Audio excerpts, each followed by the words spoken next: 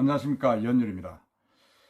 네, 지금 코로나 바이러스 위세가 지금 죽을 줄 모르고 있습니다. 계속 확산되면서 지금 오늘은 또 500명 이상 확진자 발견이 돼가지고 지금 뭐 한 2,000명 이상 전국적으로 확진자가 지금 진단이 나오고 있습니다. 참 심각한 지경이 아닐 수 없습니다.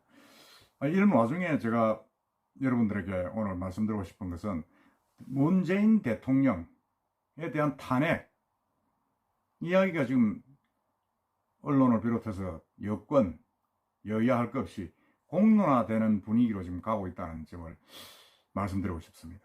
좀 어떻게 보면 참 우려스러운 일이 아닐 수 없습니다. 지금 전직 대통령 한 분이 탄핵됐고 두 분은 지금 구속에 있는 판인데 또다시 현직 대통령에 대해서 지금 탄핵 이야기가 지금 공론화되고 있고 나오고 여권에서는 지금 거기에 대한 대책을 세우고 있고 이게 뭐 코로나 사태가 아니라면 엄청나게 엄중한 사건이 아닐 수가 없습니다.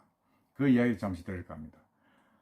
지금 보면 청와대 그 국민청원에 올라온 문재인 대통령 탄핵 요구하는 청원이 오늘 오전 28일 오전에 120만 명이 넘었습니다.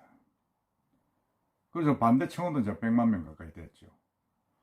근데 사실은 여러분도 아시다시피 뭐 청와대에서 개설한 그 국민청원 그 자리는 사실은 이제 친정부적인 그런 세력들, 좌파, 우리가 통상 말하는 좌파들의 어떤 그런 놀이터라고 지금 알고 있습니다. 대부분에 올라온 것들은 이제 그런 주제들이죠. 뭐 한국당 해산하라, 뭐 이런 것들입니다. 그런데 지금 이게 뭐 어떻게 된 게 지금 문재인 대통령 탄핵을 노골적으로 요구하는 지금 국민청원이 120만 명을 지금 돌파를 하고 있습니다. 그래서 청와대에서 여간 지금 뭐 곤혹스러운 게 아니죠. 그리고 어제 또 중앙일보에 보도가 됐습니다. 여권 실세 5명. 여권 실세 5명. 이 모여가지고 지금 한국당에서 민주통합당이죠. 만들고 있는 위성정당, 미래한국당에 대한 우려를 나타내면서 우리가 문재인 대통령을 지키고 탄핵을 막으려 그러면 일당을 뺏겨서는 안 된다. 그러기 위해서는 우리도 비례 위성정당을 만들어야 된다. 뭐 이렇게 결의를 했다고 합니다. 그게 모임 면면을 보면 정말 이건 뭐 장난이 아니구나, 아주 심각한 생각을 하는구나 하는 걸 느낄 수가 있습니다. 면면을 보면 이인영 원내대표, 윤호중 사무총장, 홍영표 전 사무총장이죠. 원내대표, 전해철 뭐 의원, 삼철 문재인 대통령이 아주 측근 아닙니까? 그리고 김종민 의원, 사법개혁특위위원장입니다. 이 5명이 모여가지고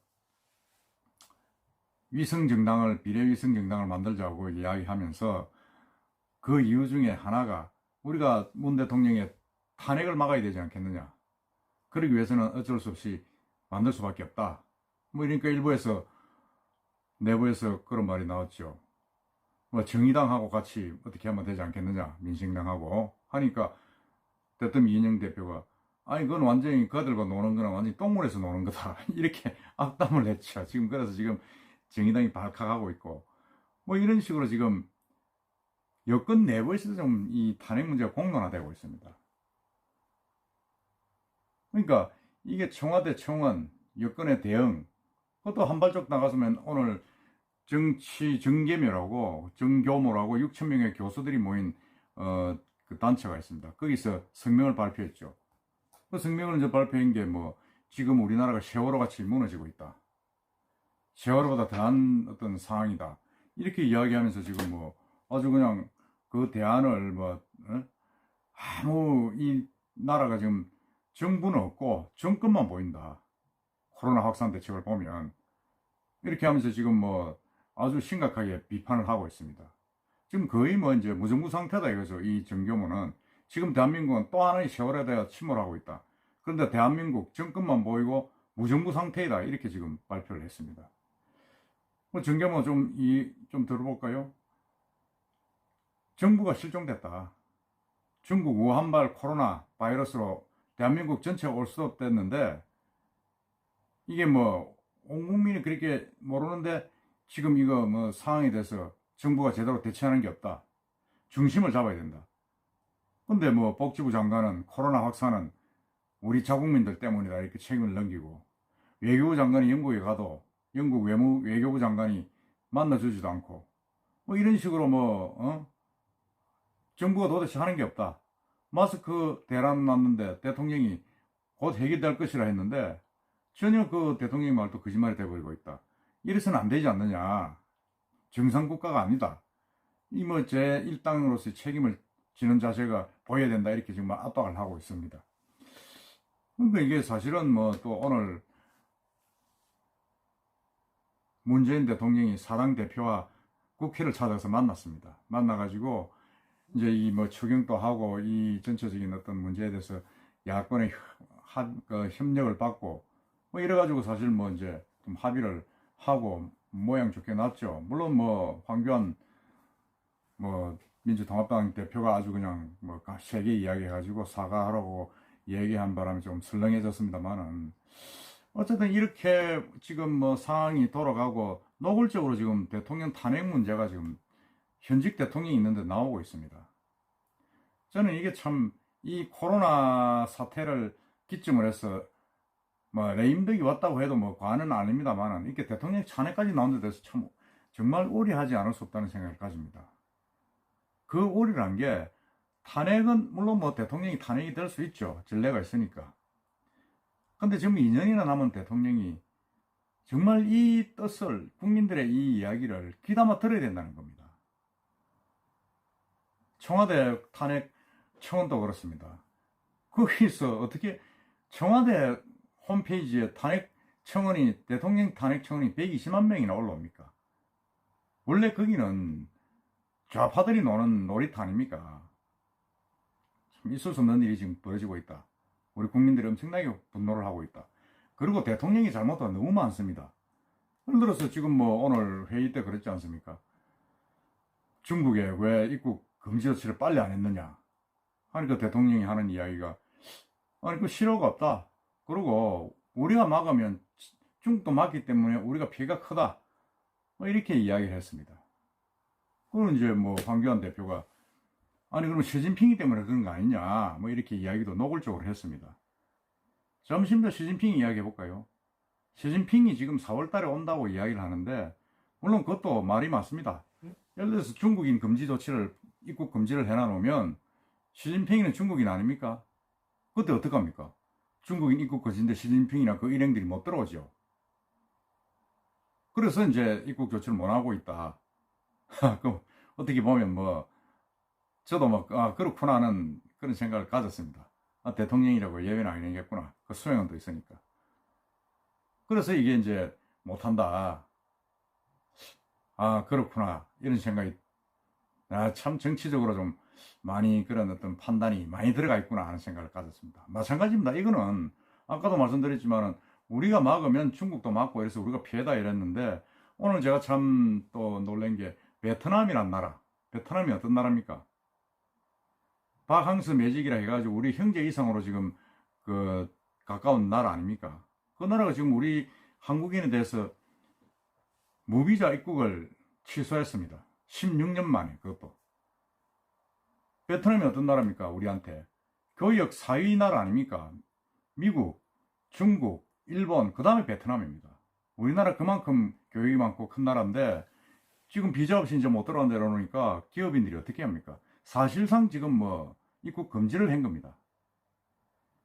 그러면 똑같이 문 대통령 말만 따라 적용을 한다면 베트남이 우리한테 대해서 입국 금지를 했다 그러면 우리도 똑같이 입국 금지를 해야 되는 거 아닙니까? 그럼 왜 못합니까? 이렇게 말이 안 맞으니까 지금 마스크 대란이 나가지고 국민들이 지금 쩔쩔매고 지금 의료진들이 방호복이 없어서 가운을 입으라 해가지고 공분을 사고 있는 판에 오늘 또 지금 충칭이라는 도시를 향해서 방호복이 15,000벌이나 나갔대요. 우리 국민들한테 입혀야 될 옷 아닙니까 그게? 근데 그게 이미 계약된 거기 때문에 나갔다. 이 대도 않은 소리를 하고 있어요. 어느 나라 대통령입니까 도대체가? 대한민국 대통령 아닙니까? 그러면 중국의 소통령입니까? 이런 식으로 국민의 안전보다는 자기 자신의 체면, 어떤 정권의 어떤 그 명분, 이런 걸 우선을 세우니까 국민들의 탄핵 청원이 120만 명이나 되는 겁니다. 그리고 그게 놀라서 여권 실세들이 모여서 잔머리를 굴리는 거죠. 어떻게 그 선거법을 그렇게 개정해 놔놓고 지금 와서 일당 뺏기면 탄핵되니까 우리도 위성정당 만들어야 된다 그런 이야기를 합니까? 그건 뭐 진짜 말이 안 되잖아요. 자기가 놓은 덫에 자기가 걸린 겁니다. 그러니까 그 최고위원이라는 김혜영 의원까지도 정말 나는 반대한다. 이거는 정말 공단으로서 있을 수 없다고 지금 발칵하고 있는 거 아닙니까? 그런데도 숨어서 밀실에서 탄핵에 대비해서 위성정당 만들자.